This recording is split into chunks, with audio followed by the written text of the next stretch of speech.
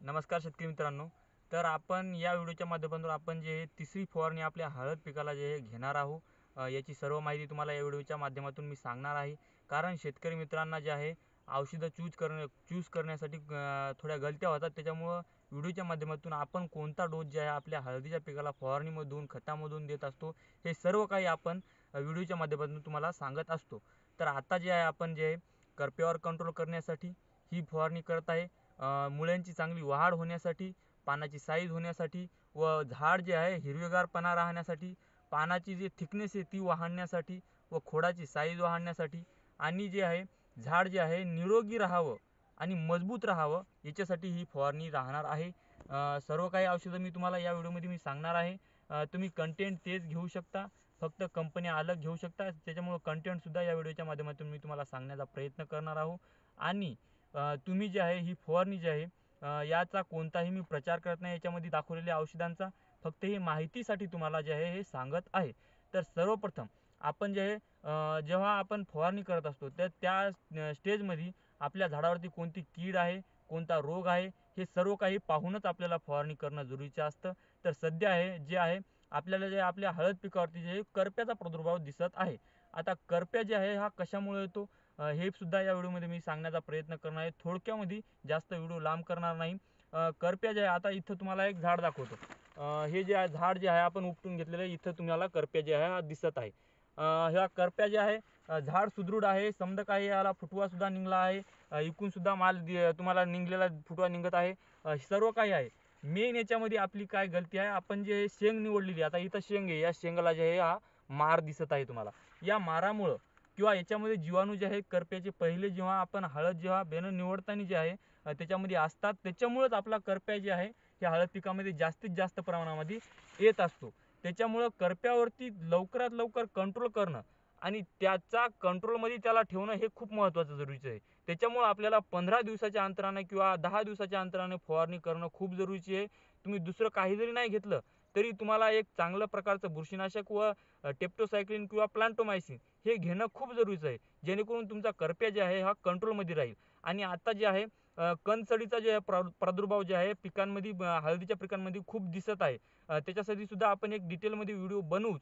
पण जर का नाही कणसड जे आहे 2-3 प्रकारामध्ये येते. एक त्याच्यामध्ये कंदमाशीमुळे मुळे सुद्धा कणसड येते आणि जे आहे जीवाणूजन्य कणसड सुद्धा असते आणि जे जमिनीमध्ये त्याचे अंश असतात त्याच्यामुळे सुद्धा कणसड येत असते किंवा आपण जे बेणं लावतो त्याच्यामध्ये सुद्धा कणसडचे अंश येत असतात. तुम्ही जर बेणे प्रक्रिया केली नसेल तर.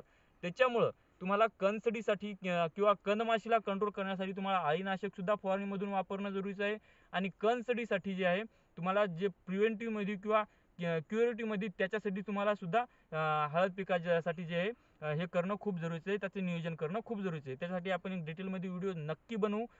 पण सध्या आपण जे आहे कोणते कोणते औषधं फवारणीमध्ये जे घेतलेले आहेत त्याच्यामध्ये जर सांगायचं झालं तर आपण जे आहे अळीनाशक म्हणून पानं खाणारी अळी असेल, कंदमाशी कंट्रोल करण्यासाठी जे आहे किंवा रस शोषक किडींना सुद्धा कंट्रोल करण्यासाठी आपण जे आहे याच्यामध्ये जे आहे हे प्रोफेनोफॉस घेतले आपण साहेब सरपंच जे आहे हे घेतलेलं आहे. याच्यामध्ये फॉस प्लस सायफरमिथेन जे आहे हे घटक त्याच्यामध्ये असतात. इथं बघू शकता तुम्ही, इथं तुम्हाला दिसेल प्रोफेनोफॉस प्लस सायफरमिथेन.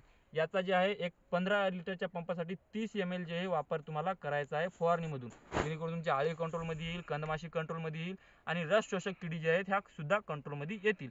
30 ml प्रति 15 लिटरच्या पंपासाठी प्रोफेनोफॉस प्लस सायफरमिथेन हे तुम्ही कोणत्याही कंपनीचं घेऊ शकता. आणि त्याच्यासोबत आपल्याला जे आहे करप्याचा जीवाणूजन्य करप्याचा प्रादुर्भाव होऊ नये म्हणून आपण जे आहे प्लांटोमायसिन घेत आहोत. इथं बघू शकता तुम्ही प्लांटोमायसिन जे आहे हे घ्यायचं आहे तुम्हाला. हे जर नसेल तर तुम्हाला टेप्टोसायक्लिन सुद्धा तुम्ही घेऊ शकता. प्लांटोमायसिन किंवा टेप्टोसायक्लिन याच्यामुळे जीवाणूजन्य करप्या जो आहे त्याच्यावरती कंट्रोल येतो आणि त्याच्यामुळं आपल्या हळद पिकावरती त्याचा प्रादुर्भाव होणार नाही. आता याच्यामध्ये बुरशीनाशक जर सांगायचं झालं तर हे जे आहे आपण मॉक्सिमेट घेत आहोत. हे अशा प्रकारचं बुरशीनाशक आहे आणि याच्यामध्ये जे आहे सायमोक्सेनिन 8% व मेन्कोजेब जे आहे 64% हे बुरशीनाशक जे आहे आपण घेत आहोत. सायमोक्सेनिन 8% व मेन्कोजेब हे 64%. याचा जे वापर आंतरप्रवाही व स्पर्शीय दोन्ही आहे. हे म्हणजे झाडाला स्पर्श झालं तरी हे काम करतं व आंतरप्रवाही सुद्धा काम करतं. त्याच्यामुळे याचा सुद्धा वापर आपल्याला करायचा आहे. तुम्ही याच्या व्यतिरिक्त सुद्धा घेऊ शकता.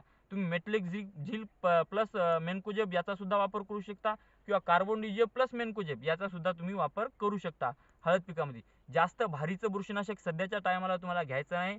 थोडे साधेच वापरायचे आहेत, जेणेकरून जे आहे तुमच्या हळद पीक जे आहे याला जे आहे जास्त हेवी डोस न देता पुढं, कारण आपल्याला पुढं जे आहे हे आपल्याला हेवीचे बुरशीनाशक हे वापरणं जरुरीचे आहेत. त्याच्यामुळे सध्या जे आहे साधे बुरशीनाशक तुम्हाला वापरायची आहेत. तुम्हाला जे बुरशीनाशक जे आहे हे मॉक्सिमेड जे आहे हे घ्यायचं आहे. आणि त्याच्यासोबत आपण जे सिलिकॉन जे आहे हे घेणार आहोत. चांगल्या प्रतीचं SRP सिलिकॉन जे आहे आपण चिल्टेड फॉर्मेशनचं हे घेत आहोत. याच्यामुळे प्रकाश संश्लेषण क्रिया वाढते, पानाची साईज होते. पुन्हा झाडावरती जे आहे लेअर बनवण्याचं काम, झाडाची साईज बनवण्याचं काम, खोडाची साईज बनवण्याचं काम जे आहे सिलिकॉन करत असतं.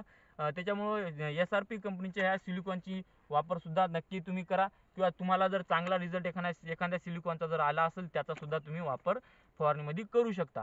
आणि त्याच्यासोबतच आपल्याला जे आहे इंजेक्शनं घ्यायचे आहे. सोलचे इंजेक्शनं घ्यायचे. ही पॅकिंग जी आहे ही मोठी आहे. ही 25 ml ची पॅकिंग आहे.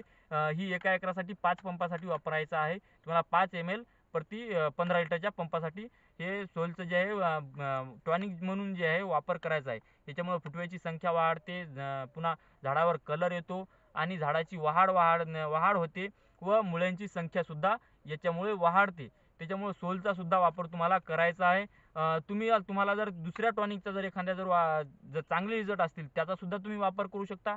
पण याचा तुम्ही नक्की वापर करून बघा एकदा सोलचा. जे आहे याची पॅकिंग जी आहे तुम्हाला छोट्या स्वरूपाची सुद्धा मिळते आणि ही मोठ्या स्वरूपाची आहे. तुम्हाला मागच्या व्हिडिओमध्ये मी छोट्या स्वरूपाची सुद्धा पॅकिंग दाखवली होती आणि ही जी आहे ही मोठ्या स्वरूपाची आहे. याच्यामध्ये अशा प्रकारची एक बॉटल जी आहे ही येते. तुम्हाला खोलून दाखवतो. याची पॅकिंग जी आहे चांगली आहे. अशा प्रकारची याच्यामध्ये बॉटल जी आहे ही येत असते. याचा सुद्धा तुम्हाला वापर करायचा आहे. आणि चांगल्या प्रकारचं एक स्टिकर जे आहे त्याचा सुद्धा तुम्हाला फवारणीच्या माध्यमातून वापर करायचा आहे. हे सर्व द्रावण जे आहे तुम्हाला संध्याकाळी 4 वाजल्याच्या नंतरच फवारणी करायची आहे, जेणेकरून तुम्हाला चांगले रिझल्ट येतील. आणि जे आहे त्या टायमाला काय असतं, कंदमाशी असेल, किडी जे आहेत हे थोडं ॲक्टिव्ह असतात. त्याच्यामुळे जर फवारणीच्या संपर्कामध्ये आले तर त्यांचा सुद्धा नाळनाट होऊन जात असतो. त्याच्यामुळे फवारणी जी आहे संध्याकाळच्या पहारी किंवा सकाळच्या पहारी, सकाळी 7 ते 9 वाजेपर्यंत तुम्ही सकाळी सुद्धा करू शकता, किंवा संध्याकाळच्या पहारी तुम्हाला जे आहे 4 वाजल्यापासून ते 6 वाजेपर्यंत किंवा 7 वाजेपर्यंत तुम्ही फवारणी जी ही करायची आहे. आणि चांगल्या प्रकारे झाडाला जे आहे पाणी लागलं पाहिजेत अशा प्रकारची फवारणी तुम्हाला करायची आहे. ही माहिती कशी वाटली कमेंटमध्ये नक्की कळवा, आणि तुमचे काही प्रश्न असतील ते सुद्धा तुम्ही कमेंटमध्ये कळवू शकता. आणि चॅनलला सबस्क्राईब करायला विसरू नका. धन्यवाद.